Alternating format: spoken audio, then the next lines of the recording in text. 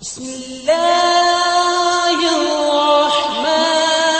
الرحیم نحمدہ ونصلی ونسلم علی رسولہ الکریم۔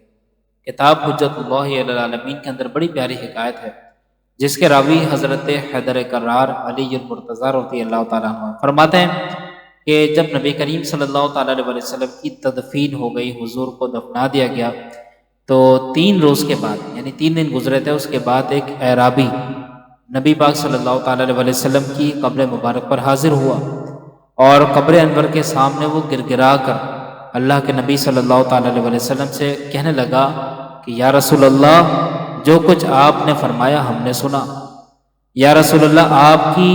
زبانی ہم نے قرآن کی یہ آیت بھی سنی، وَلَوْ أَنَّهُمْ إِذ ظَلَمُوا أَنفُسَهُمْ جَاءُوكَ، پوری آیت اس نے پڑھی، یعنی جو لوگ اپنی جانوں پر ظلم کریں وہ آپ کے پاس حاضر ہوں، پھر آپ کے حق میں دعا کریں تو اللہ تعالیٰ ان کے گناہوں کو معاف فرمائیں۔ اس عرابی نے پوری آیت اللہ کے نبی کے سامنے، آپ کی قبر انور کے سامنے تلاوت فرمائی، اور یہ آیت تلاوت کرنے کے بعد وہ کہنے لگا یا رسول اللہ، مجھ سے بھی ایک گناہ ہوا، مجھ سے بھی ایک خطا ہوئی، تو آپ اس بارے میں میری مدد فرمائیں کہ اللہ تعالیٰ میرے گناہوں کو معاف فرمائے۔ تو جیسے ہی عرابی نے یہ کہا تو قبر انور سے آواز آئی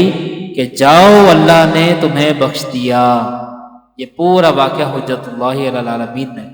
تو اس سے یہ دلیل ہمیں ملی، اس حکایت سے ہمیں سیکھنے کو یہ ملا کہ حضور کے وصال کے بعد اگر ہم حضور سے کچھ بھی عرض کرتے ہیں تو اللہ کے نبی سنتے ہیں، اور سننے کے بعد صرف سنتے ہی نہیں بلکہ ہماری مدد بھی فرماتے ہیں،